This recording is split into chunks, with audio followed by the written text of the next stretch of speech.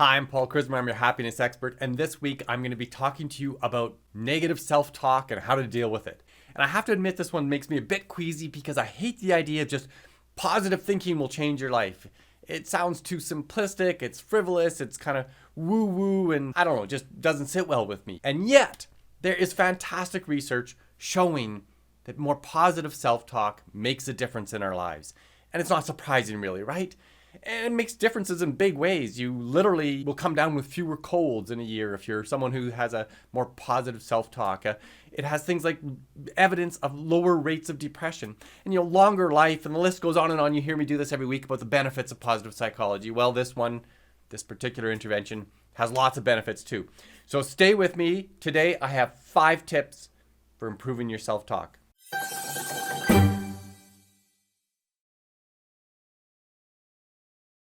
As a coach, public speaker, and best-selling author, I teach topics just like this one all around the world. So stay tuned and I'll give you practical tools that you can use to make both yourself and those around you both happier and more successful. Well, what do I mean by self-talk? Well, self-talk is really the interior voice that is the commentator to our lives. It's like a play-by-play commentator in a sports game, telling you about your life. This is happening, that's happening. Why did I do that? And she said that mean thing to me, and I've got all these things to do in my list, and I'm never going to get them all done. That kind of stuff is your self-talk, and we're all doing it all of the time, even if we're not always aware of our self-talk. But that's what it is. It's the way we treat ourselves, and often there's an emotional tone to the conversation we're having with ourselves. And I want to say that self-talk, as we shift it to something that's more positive, encouraging, and uplifting, it's not just self-deception. It's not simply telling yourself things that you wish were true but aren't true. That's not the point. Now, there's a very cute little video that I'm going to ask David to link in the description below that shows you this little girl who's doing amazing positive self-talk in the mirror, and she is not busy doing self-deception. That point will be made very clear by that cute little video. It's worth watching. Okay, here's your 5 tips. First one, notice the self-talk. And that is not in and of itself easy to do. I've got 2 tips for you within this tip. And that's, first of all, when you're feeling bad, when you can feel the emotional tone inside yourself is not great, pause and reflect, maybe even take out a piece of paper and start writing down what are the thoughts in your head. And usually if you do this exercise, they'll come pretty readily. You'll start to recognize what you're telling yourself. The second one, and you hear so often from me, is meditate. Meditation is all about creating some separation between our thoughts and emotions and our awareness so that we can see thoughts and emotions with a bit of perspective, recognizing them as separate from ourselves and also simply recognizing them at all. Very important, meditation. Second tip, challenge your thoughts. Challenge those negative self-thoughts. Question them. Do battle with them to a certain extent. And that may sound difficult as well, but you do this all the time for the people that you love. The friends in your life, when they're feeling discouraged or down or being hard on themselves, you will come to their rescue and say kind, nice things that you feel generously moved to give to them. Well, we're so often our worst critics to ourselves. And so this tip is to really, when you're feeling down on yourself, ask yourself in a very genuine way, how would I treat a friend in similar circumstances? And then talk to yourself that way. What kind of encouragement would you give a friend? How would you reframe their thinking? How would you give them some bigger, broader perspective on who they are and what's important in their lives, right? Third thing, make a detailed list of your strengths, the good things about you.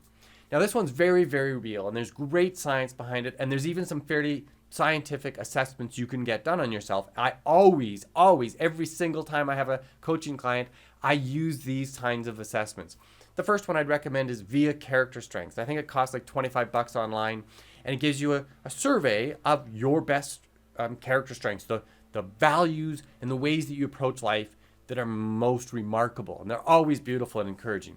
The second scientifically valid assessment is Gallup Strengths 2.2. I think this one costs about $20 US, and that's the simpler version, which is the top 5 of your Gallup strengths. It's all you need. You don't need to know what your 34th strength is. Your top 5 is all you need to know, and they're powerful. Once you see yourself in this lens of how you contribute in the greatest ways to the world, it's genuinely empowering. There's the values assessment you can do on my website for free. David will create a link in the description below. There's also a exercise you can do on my website called the Peak Experiences exercise. And all 4 of these things will help you to see yourself in a light that's very positive, accurate, and empowering. Because once you know your strengths and what qualities you have that make you a good person, it's easier to remind yourself in times when things aren't going exactly as you'd want, what it is that you have as assets that are part of who you are, make up your general fundamental character, and you bring those strengths into all aspects of your lives. 4th tip, identify 1 or 2 small positive actions that you can take to improve your life. Really small. It's all about just getting a little bit of momentum, lifting off. And so if you're concerned about your diet, well, do 1 thing different for breakfast tomorrow. That's it. 1 small thing. If you're concerned about a particular relationship that's a bit not perfect, we'll do 1 small thing that's going to improve that relationship. And, we can't guarantee that these things are going to make a world of difference. It's the sense of self-empowerment. It's a sense of efficacy that you can make a difference in your life. It's not about what difference you make to other people. It's how you feel about yourself. So do 1 or 2 small things. As soon as this video is over, write them down. Make a commitment to yourself. Make them super easy so that in the next half hour, you can do these 2 things. The 5th tip is this. Be with positive people. And this one's not easy. If you've got a whole bunch of negative Nellies, just think of who the people are that are closest to you in your life. And are they people who generally lift you up and have a positive sense of optimism about the world around them?